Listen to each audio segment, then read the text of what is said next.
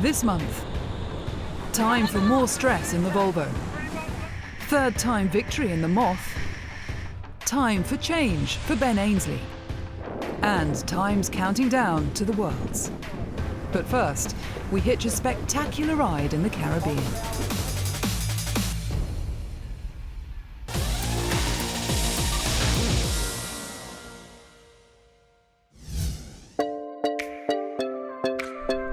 Big waves, big breeze, and big parties. Now in its 9th year, it hasn't taken long for Voiles and Barth to become one of the must-do events of the Caribbean racing season. It takes even less time to understand why. Some of the world's fastest machines, impressive Maxi 72s, elegant super yachts, and a growing fleet of multi-hulls. There's plenty of speed and glamour in the fleet. But Voiles and Barth is not just about big boats.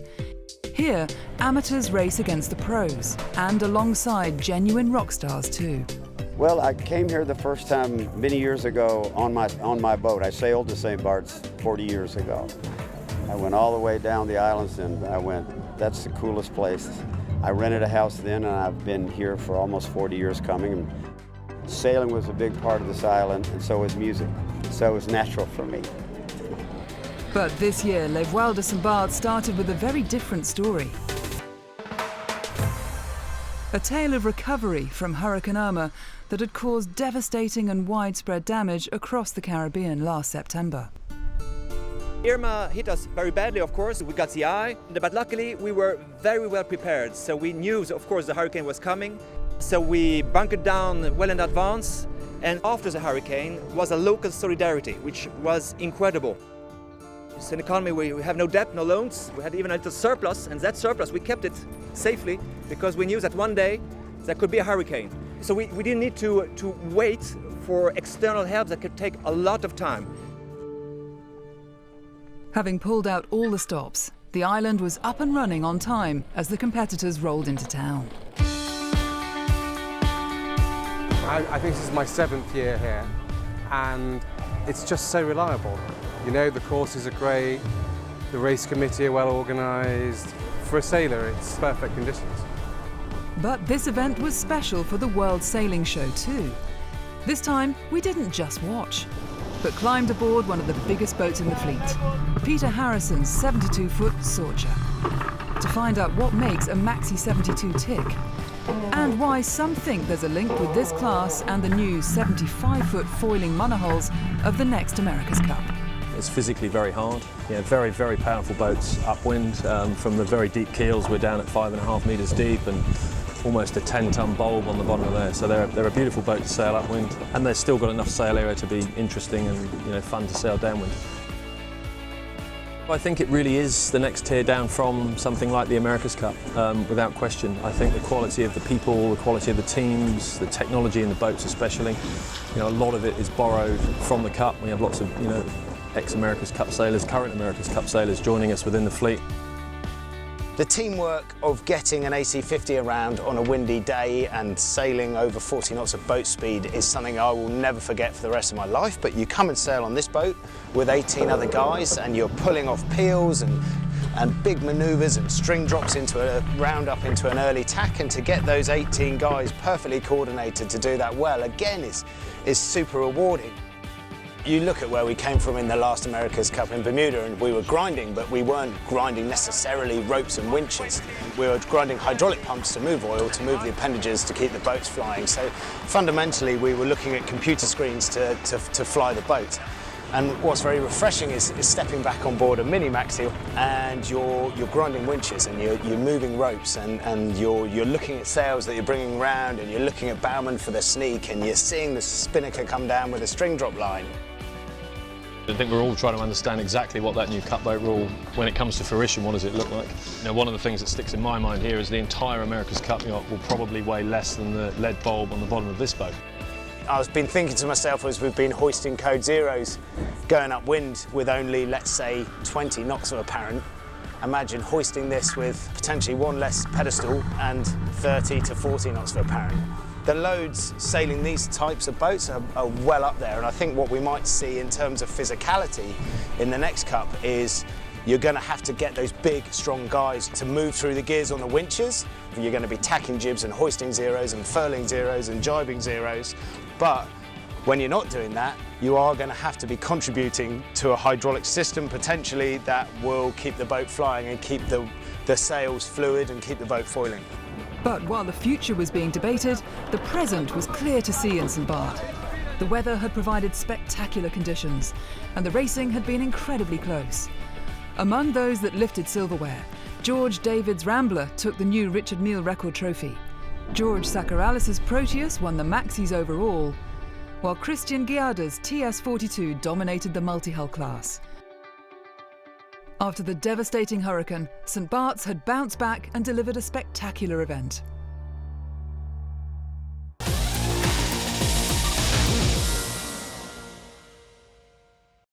And we are racing, let's go!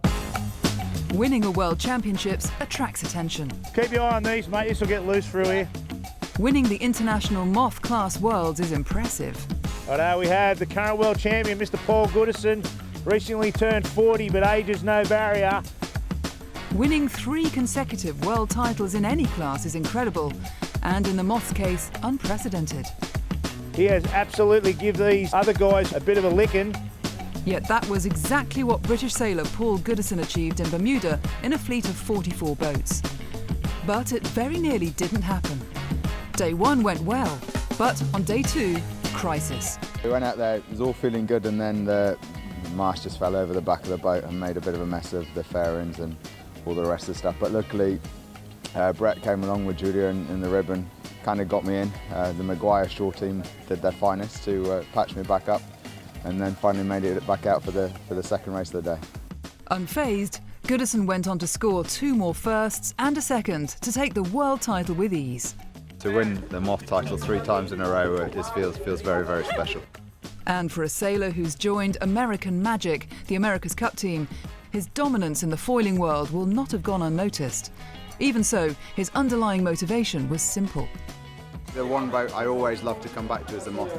It's the most purest form of the sport, where it's just you and 35 kilos of carbon ripping around the ocean. Whee! Nice and tight. Well done, boys.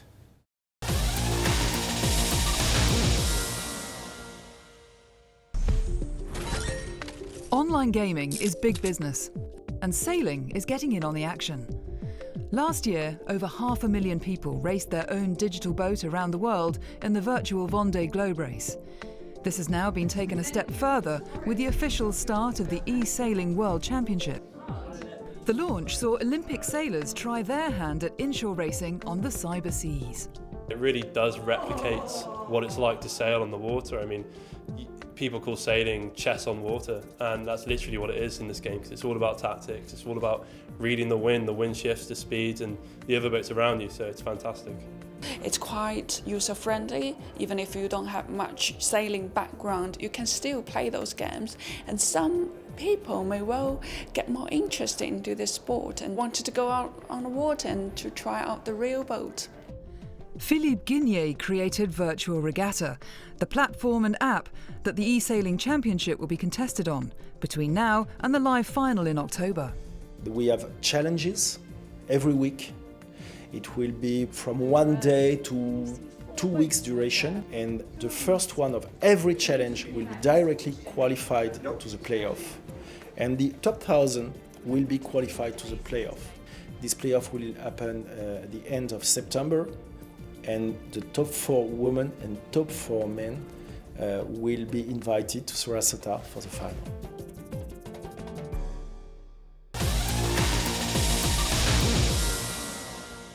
Coming up next, can Dongfeng Racing cope with the pressure? Plus, looking ahead to the Worlds.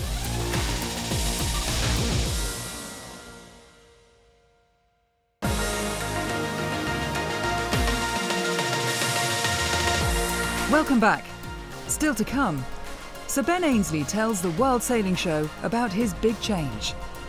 And we look ahead to the biggest World Championships of them all. But first, having taken a slim lead in the Volvo Ocean Race into Brazil, could Dongfeng build on their success from here on?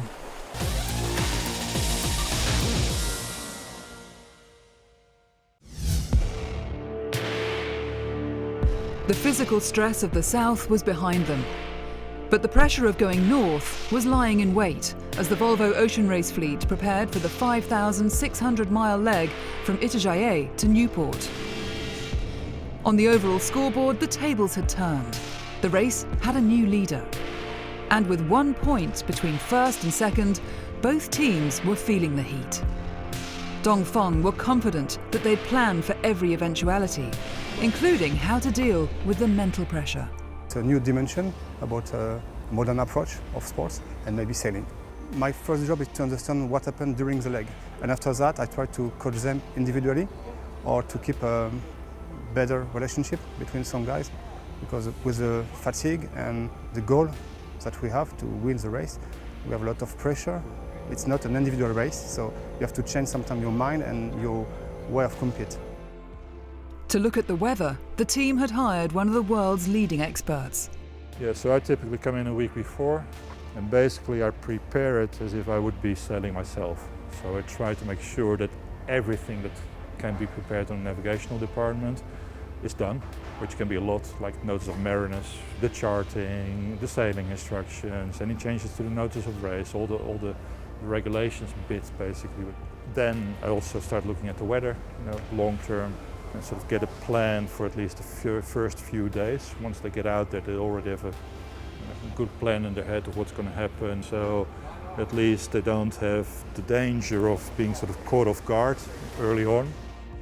It's a long and complicated leg, and although physically it won't be that hard, I think mentally it can be quite draining. But it wasn't just the teams that were feeling the pressure. To finish first, you have to finish. And the boats were feeling the strain. No one could afford a breakdown. Most teams at this stage has, you can say the pressure on them, because either if you're in front of the fleet right now, you're in a risk of the wheels coming off and you lose everything in these last legs, and there is pressure on everyone.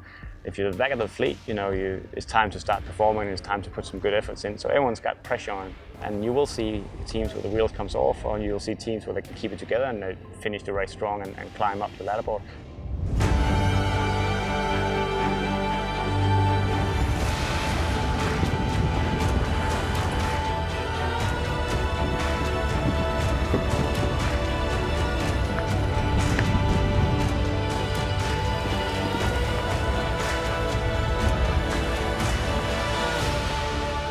After a closely fought start, the first to suffer a breakdown were the race leaders, Maxi, after an electrical failure left them without power.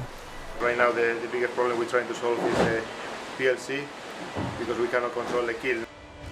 Eventually, a fix was found, for the keel at least. 9 days in, and with the fleet around the Brazilian coast, the drag race to Newport began, as Brunel demonstrated that their dominant performance in leg 7 was no fluke. Hot on Brunel's heels, Dongfeng was holding on to second. With Maxi back in 6th, this was good news for the Franco-Chinese team. Meanwhile, seaweed provided a game of chance for all.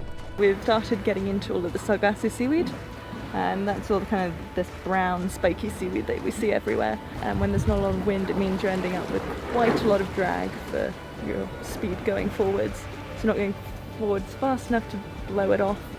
And the only really way to get it off is to physically stop the boat and make the boat sail in reverse. Not quick, but the dice would be rolled several times more come the finish. Brunel very close, Vestas very close, and it will be a nightmare up to Newport. The 2 last 100 miles will be very stressful. As the fleet raced towards Newport, the competition closed up. We were hoping just to get to 4th. Right now we're up to 3rd, and Dongfeng not far away. I think we're very happy getting a 3rd out of it, and we're not out the woods with Vestas yet by any means, so things change. And they did. As the tide turned against the leaders, the pack was about to be shuffled once again. Maxi had come from behind to overtake Dongfeng in the closing miles to the finish. Dongfeng was now under pressure from Vestas. As the fog shrouded the action, spaghetti-like tracks looked like the fleet had lost its way. Dongfeng had lost their battle with Vestas, as Maxi and Brunel ghosted towards the finish. 31 hours before, Maxi had been in 5th, 53 miles behind the leader. But in the last 500 metres, they had taken the lead. Brunel had been robbed. Yeah, result is maybe not what we had hoped for, but yeah, second place, and especially if you get past in the last 0.3 of a mile before the finish, that's really sour. But yeah, sailing can be sometimes really cruel, and today we're on the receiving end. The last 48 hours they've been good for us. We had an opportunity which we took very well in 2 nights ago, where we push a lot in the storm and we catch up enough to then be able to be with the leaders today. Behind them, Vestas had taken 3rd, leaving Dongfeng to cross the Newport finish in 4th, a crushing blow. In less than 4 hours, they'd been knocked off the podium. They had lost their overall lead. It's far from finish and many things can happen, so we have to work again, come back from this bad result and fight the hunger to have a revenge on the next one. They say the good never give up. Maxi hadn't, and were back in the overall lead, leaving Dongfeng to play catch-up once again on the double points transatlantic leg to Cardiff.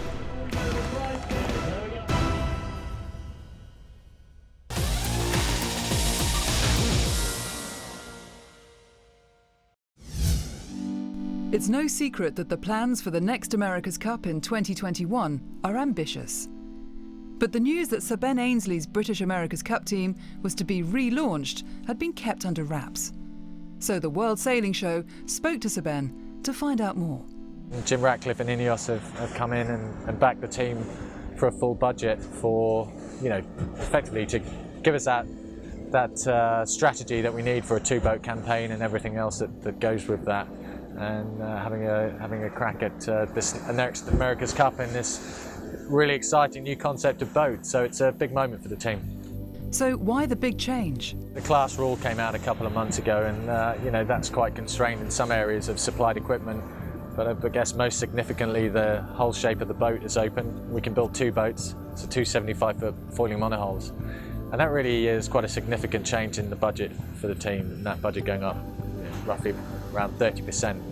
And that was one of the key reasons why we had to change our structure, if you like, and go down this route of funding. How ambitious are the plans?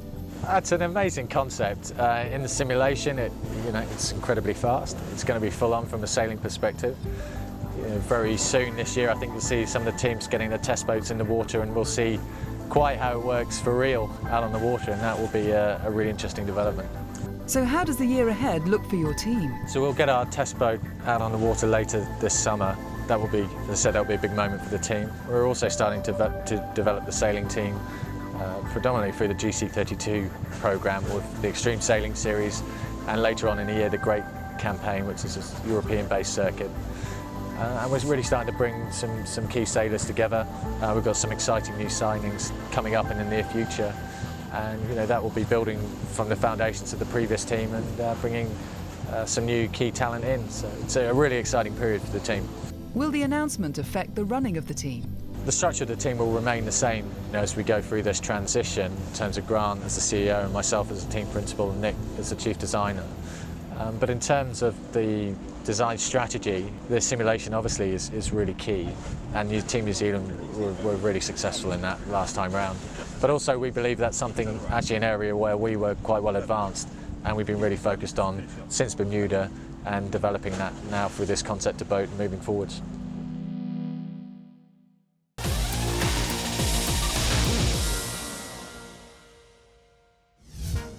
Aarhus, Denmark. The clock is counting down to the Hempel Sailing World Championships in August. 1,000 boats, 1,500 sailors, 90 nations, 40 Olympic medalists and 2 weeks of racing. An event that promises to be the biggest World Championships for Olympic classes. It's difficult to underestimate the importance of this regatta. For some, this will be their first World Championship competition, a first chance to shine in front of national selectors. For others, a crucial first step towards Olympic selection for Tokyo 2020. So who will be among the key players to look out for in Aarhus? The third leg of the World Cup series in Hyères provided some of the answers. I think after Rio, some girls had some break and they just started to come back from that. And I think people are getting to their level as they were before Rio. I think the level has definitely increased, also by some of the young people. Like Marie Erdi, for example, she's improving a lot. She's only 20 years old. And of course, Marit, who won the Olympics, still doing very good. Well, not much has changed since I won the gold in Rio. I still love winning, I still love sailing and competing, so I enjoy what I do every day. Being here is just about getting back into racing. Last year I had a back injury, only could do the Euros and the Worlds, and for me now it's just getting back in the groove and get racing again. And it didn't take long for Baumeister to rise to the top. Meanwhile, in the men's laser class, some of the key names to watch out for come Aarhus were already locking horns. Yeah, the World Championship in Aarhus, it's the main goal for this season. I mean, for everybody, it's to be the first Olympic qualifier. So everybody wants to clear that early and have a peace in mind. And of course, you know that all your main competitors will be there and will be another big war. And I'm just looking forward to it. The battle in this class had already started.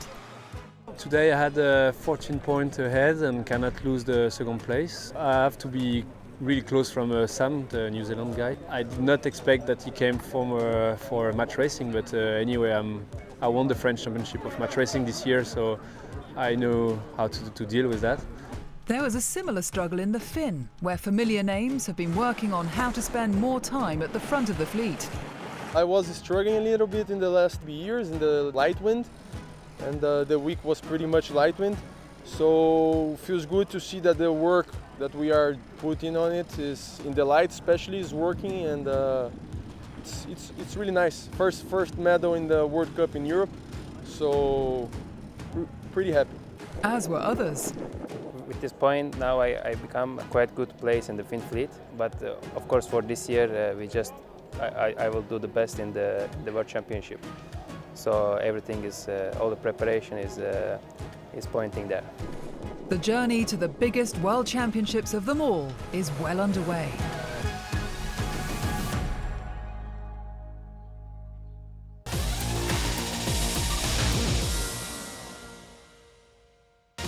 Next month, the World Sailing Show heads to the heart of the action in Croatia for the opening event of the 2018 52 Super Series.